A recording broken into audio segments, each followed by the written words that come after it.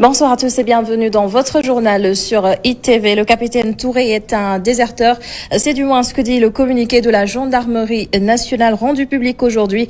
Dans le démenti officiel, on informe que le capitaine Oumar Touré n'a pas démissionné et cela fait plusieurs jours qu'il a déserté. Le retour au calme dans le pays s'accompagne d'une batterie de mesures sur l'emploi des jeunes.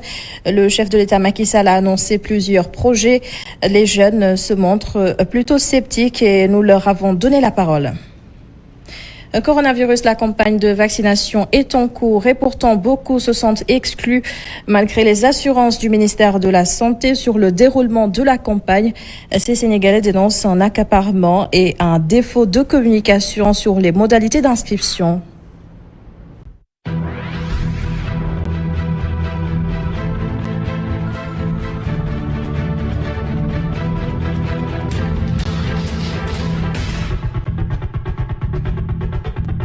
Un militaire tué et 6 autres blessés. C'est le bilan de l'accident d'un véhicule de l'armée un peu plus tôt dans la matinée. Accident survenu entre Sikoun et Bilas, deux villages situés dans le sud du pays. Le capitaine Oumar Touré n'a pas démissionné. C'est le démenti apporté par la gendarmerie nationale. Mieux, le capitaine Touré aurait manqué depuis quelques jours à l'appel du service auquel il est lié, en l'occurrence la section de recherche. Il serait donc en train de violer ses obligations militaires et la gendarmerie nationale annonce qu'elle va prendre les mesures idoines face à cette situation. Le deuil national a été observé aujourd'hui dans tout le Sénégal en hommage aux victimes des manifestations. Cette décision, parmi d'autres prises par le chef de l'État, est saluée par les Sénégalais. Il y voit une intention de réconciliation avec la jeunesse. Abdourahmane Ly, Seydina Mbaye, reportage. Une journée de deuil national à la mémoire des défunts. Quoi de plus normal, se réjouit Matar Diop. Dans son atelier de bobinage à la Médina, il estime tout de même que tout ceci pouvait être évité. À mon sens, nous pouvions éviter tout ceci. Nous avons attendu jusqu'à ce que les choses empirent pour que l'on réagisse. Le chef de l'État pouvait réagir plus tôt.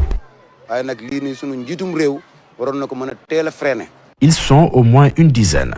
Des jeunes qui se battaient pour une cause commune, considère Abdoulaye Sow, mais des jeunes qui, toujours selon ce commerçant, méritent autant d'hommages que de prières. Comme d'habitude, peut-être mes activités ne seront pas au ralenti, mais j'observerai à un moment de la journée, un moment pour prier pour eux. Des prières à l'endroit des disparus, ce jeune étudiant en a bien l'intention. Rencontré à face chez le vendeur de journaux, il s'informe. C'est d'ailleurs ce titre et entré avec cette journée d'hommage qui attire son attention. Un chef d'État qui tente de se réconcilier avec sa jeunesse. Son interprétation. On voit que le président de la République se met dans une perspective de réconciliation nationale, d'une réconciliation avec les jeunes. Maintenant, il faut qu'il traduise en acte ce qu'il a dit dans ses déclarations. Maintenant, ce que je peux faire, c'est prier pour les défunts, pour que leur âme soit recueillie parmi les paradis les plus élevés. Merci beaucoup Abdourahmane pour ce reportage. Les résolutions s'enchaînent depuis l'appel au calme lancé par Macky Sall. Le 10 avril prochain va se tenir le premier Conseil national pour l'insertion et l'emploi des jeunes. La parole aux concernés, ils estiment qu'il faudra plus que des promesses pour les convaincre. Mamadou Dien, reportage. Le problème de l'emploi des jeunes reste un lourd fardeau pour l'État. Le taux de chômage monte en flèche, environ 16,02%. En 2019, les jeunes sont constamment à la recherche d'emploi. L'État promet de nouvelles pistes pour amoindrir le manque d'emploi, mais ces promesses butent sur un scepticisme désintéressé. Il y a tant de promesses d'abord ne sont pas réalisées. Je n'arrive pas à dire que ces promesses-là seront une vérité absolue. Je ne peux pas donner ça mon corps au fond à ces promesses. Et plus souvent, je dis que quand le politicien promet, parce que c'est un intérêt. Ici, on doit départir de cette langage, on doit départir de ces faits. Parce que toujours leur intérêt, ça vient, ils restent à promettre, parce que c'est leur pouvoir de faire pour convaincre la jeunesse. Au rond-point Sam, il y a beaucoup de va-et-vient. Cet étudiant parcourt l'avenue Cheikh Anta Diop. Il explique le problème par un manque de suivi. Concernant l'emploi, bon, je ne comprends pas le discours du président. J'ai lu un article du ministre de la Formation professionnelle. Ils ont dégagé plus de 350 milliards concernant l'employabilité. Bon, ce sont des chiffres, hein, mais au finish, j'espère qu'il n'y aura pas de suite, quoi. Sur les promesses du chef de l'État en vue de solutionner le problème, il n'y a pas lieu d'espérer aux yeux de certains. Toujours on garde l'espoir si ça se fait. Ce sont des dits si ce n'est pas fait. Ce sont des devoirs aussi. Parce qu'on est arrivé dans un moment là où la confiance n'est pas portée à la jeunesse. Le président de la République a promis de nouvelles perspectives d'emploi. Le Conseil national de l'insertion et pour l'emploi des jeunes se tient dans les jours à venir. Avant d'y voir clair, le taux de chômage perdure. Et Macky Sall prévoit aussi de rencontrer les représentants d'organisations de jeunes et de mouvements de jeunesse. Les initiateurs de la plateforme Free Sénégal en font partie. Le hashtag devenu très populaire lors des récentes manifestations. Et Christine Kinessar de la cellule de la communication revient sur leurs attentes de cette rencontre. L'initiative derrière, c'est de pouvoir apporter des réponses aux besoins des jeunes. Et ces jeunes qui ont été convoqués, nous ne les connaissons pas encore au niveau de Free Sénégal, mais nous croyons fermement qu'avant de partir, les jeunes pourront se concerter afin qu'une fois devant le président de la République, que les besoins de la population soient mis sur la table et non les besoins individuels ni politiques. La jeunesse, nous sommes 62% de la population.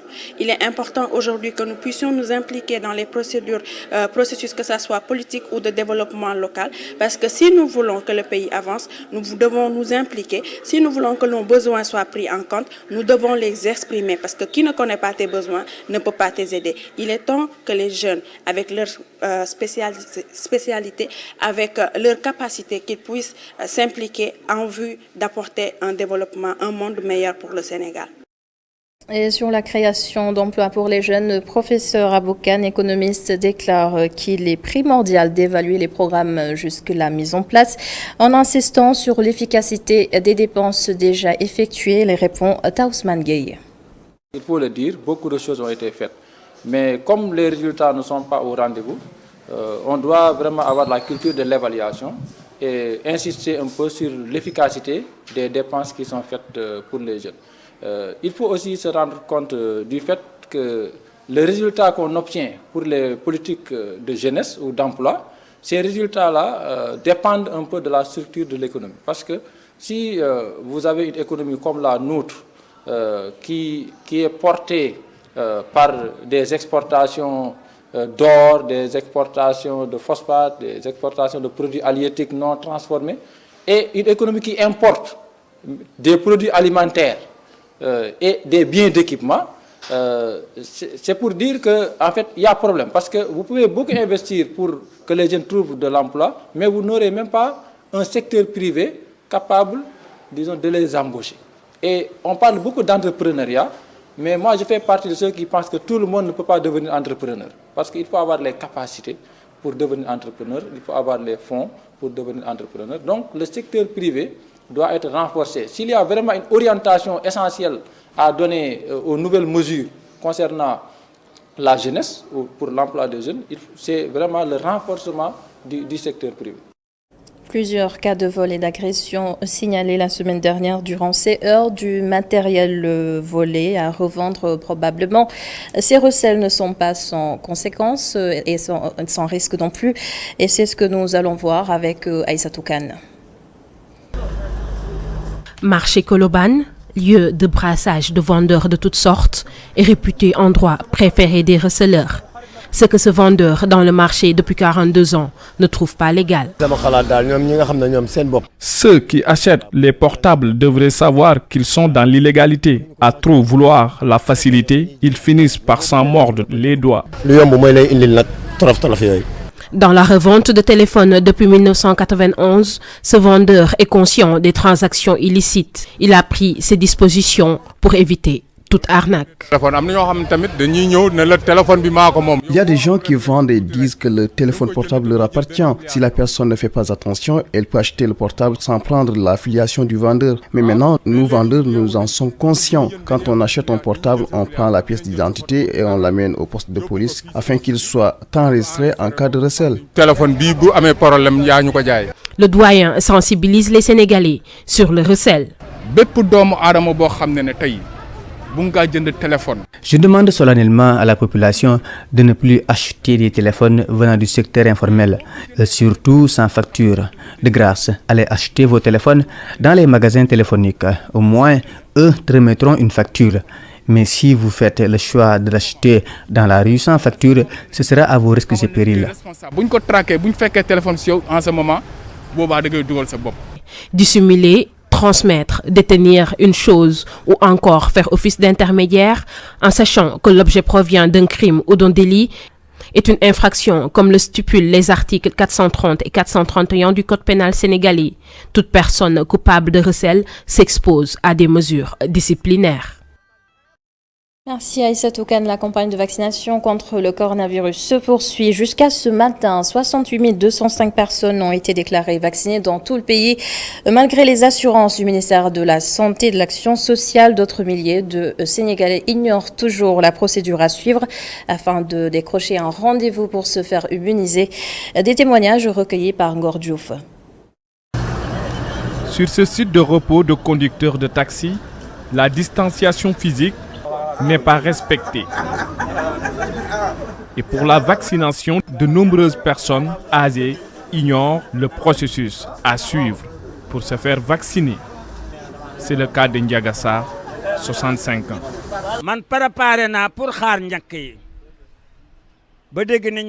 Je suis prêt à me faire vacciner. J'ai vu que des autorités ont déjà pris leur dose et moi aussi je suis intéressé. Mais je ne sais pas vraiment comment ça se passe pour pouvoir se faire vacciner.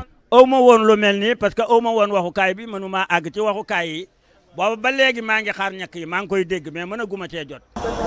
Dien, âgé de 75 ans, abonde dans le même sens.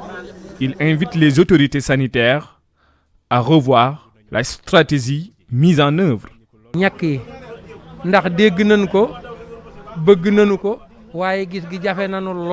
Nous avons entendu que les vaccins étaient là et nous voulons que tous ces vaccins soient distribués correctement. Mais aussi, nous voulons déployer du personnel de santé sur le terrain pour terminer la campagne de vaccination. À Fass, nous trouvons Babacar Touré. Octogénaire dénonce ce qu'il considère comme des failles dans la communication de la campagne de vaccination. Mais nous n'avons jamais eu l'occasion de voir ceux qui doivent venir ici pour nous informer de la vaccination. Nous les attendons et quand ils seront là, nous allons nous vacciner. Non, non, du tout, ils ne sont pas venus.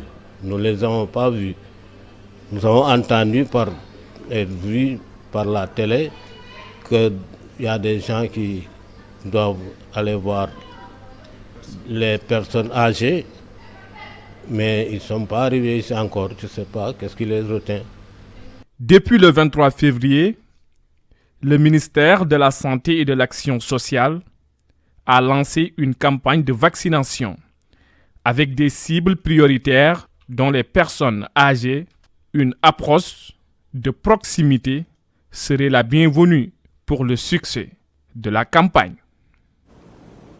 Et l'état de catastrophe sanitaire sera d'ailleurs levé ce 19 mars. Enfin, diront beaucoup, ceux-là fortement touchés par les mesures de restriction. Reportage à Boutedissou. Les Sénégalais saluent la décision du président de la République de mettre fin à l'état d'urgence sanitaire le 19 mars prochain. Pour ceux que nous avons rencontrés, celle-ci contribuera grandement à relancer l'économie. Aux yeux de cet agent immobilier, cette décision est une conséquence des manifestations notées dernièrement. Moi, je pense que c'est une très bonne nouvelle.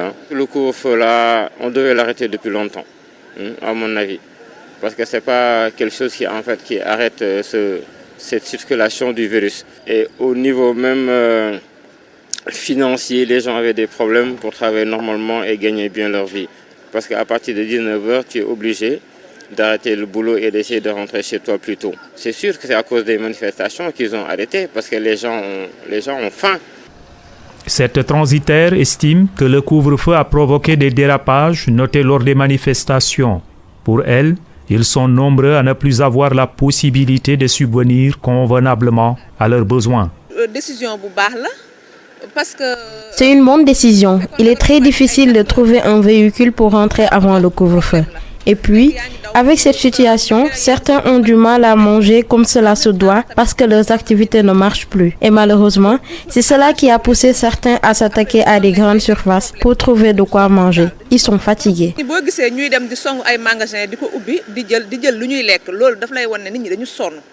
Cet autre Sénégalais souligne que bon nombre de personnes travaillent la nuit et que cette mesure satisfait tout le monde. Il faut dire qu'il y a des gens dont l'essentiel des activités se passe la nuit. Aussi, cette mesure prise par le chef de l'État est une aubaine pour eux. Nous sommes de cette décision du chef de l'État. Cela dit, il faudra aussi que les gens continuent de respecter les gestes barrières. En attendant l'effectivité de cette décision, qui ne rime certainement pas avec la fin des gestes barrières, les activités reprennent petit à petit partout à Dakar. Nous en parlions hier avec des témoignages à l'appui la rupture de gaz butane dans plusieurs quartiers de Dakar. La ministre du Pétrole et des Énergies, Sophie Gladima, tient à rassurer les ménages. Ces explications recueillies par Youssouf Konté.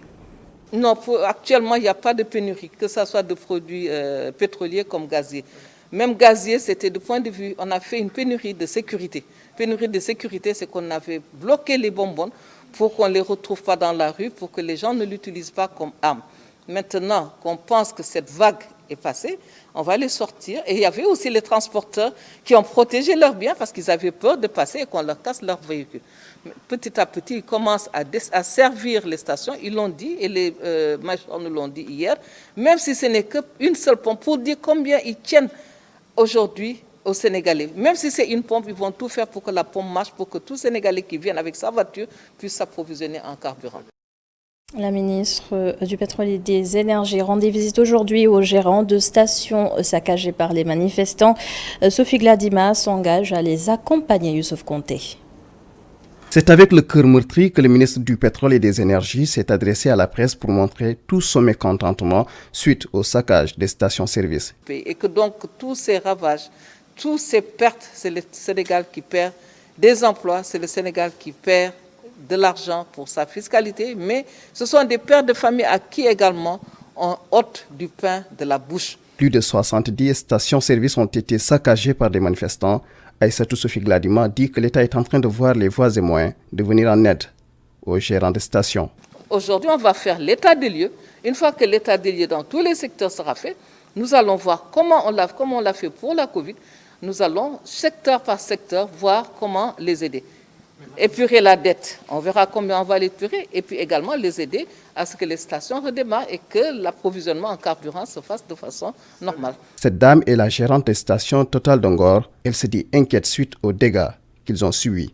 Elle invite nos compatriotes à ne pas saccager les biens qui leur appartiennent. Je lance un appel pour dire que cela ne concerne pas des étrangers. Si je prends le cas de Total Sénégal,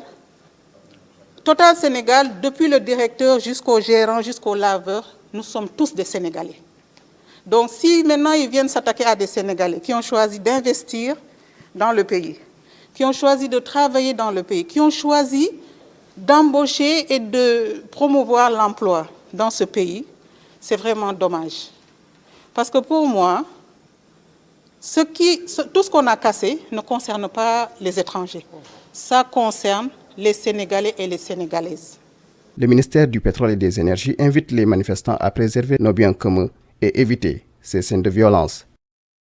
Et la note environnement de ce 1945, l'association Zéro Déchet Sénégal vient d'élaborer un projet de gestion des déchets plastiques dans les restaurants. Le processus est établi sur 3 phases. La campagne de sensibilisation va bientôt démarrer afin de convaincre les gérants d'adhérer à cette initiative écologique. Et c'est Pape Ibrahim Ndiaye qui nous en parle. Sur la corniche ouest de Dakar, les déchets, surtout plastiques, poussent comme des champignons dans des endroits. Certains restent intacts sur le littoral, d'autres vont sans doute se retrouver au fond de la mer et peuvent y survivre pendant des décennies.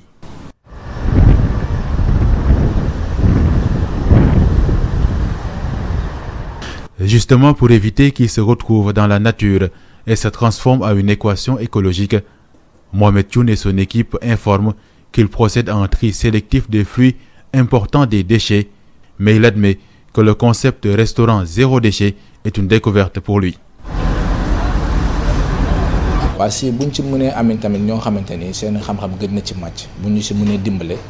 Je pense que ce serait bien que le concept de restaurant zéro déchet puisse être vulgarisé car c'est important qu'on puisse savoir comment gérer nos déchets de façon rationnelle et écologique. Parce que jusqu'à présent, nous continuons à utiliser énormément de plastique. Mais c'est parce que nous n'avons pas le choix.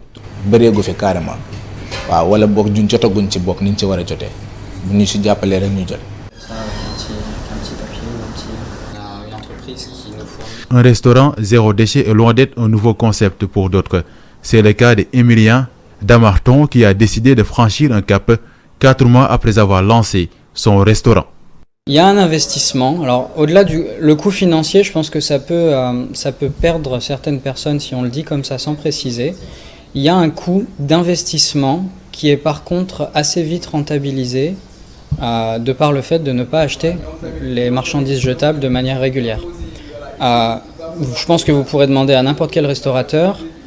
Je pense que, hormis dans un endroit où il casse des assiettes tous les jours, son service d'assiettes et de service sur place, s'il fait le total sur 2 ans, 3 ans, ça lui aura coûté moins cher que toutes les barquettes à emporter qu'il a achetées.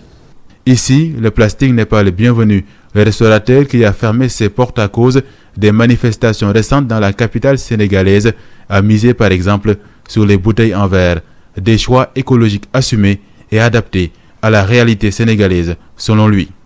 Vous voyez des personnes le midi par exemple avec un bol en métal, emballé dans un torchon, avec des cuillères en métal, pour le repas du midi. Donc c'est-à-dire qu'il s'agit d'une transaction commerciale, c'est des gens qui vont acheter un repas chez une dame ou une personne qui fait le repas.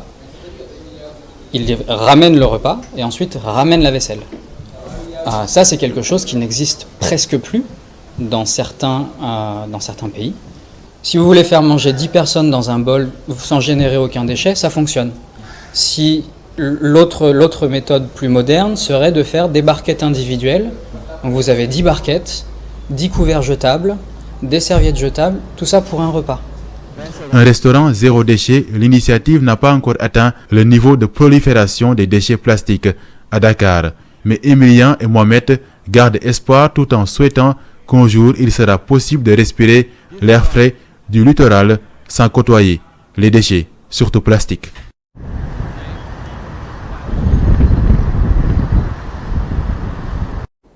Et c'est la fin de ce journal. Merci de l'avoir suivi. Merci également à toute l'équipe de la régie.